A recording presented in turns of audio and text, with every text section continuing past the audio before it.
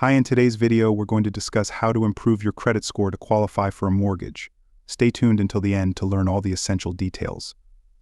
When you apply for a mortgage, lenders will check your credit score to determine your eligibility and the interest rates you qualify for.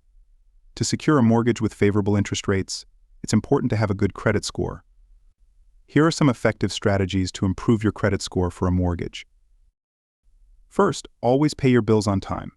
Timely payments are crucial, because late payments can remain on your credit report for several years and negatively impact your score. If you have a late payment, contact your creditor to see if there's a way to get back on track. If you struggle with remembering due dates, consider setting up payment reminders to ensure you never miss a payment. Next, work on improving your credit utilization ratio. This ratio represents the amount of credit you owe compared to your total available credit. To improve your credit utilization, focus on paying off existing debts.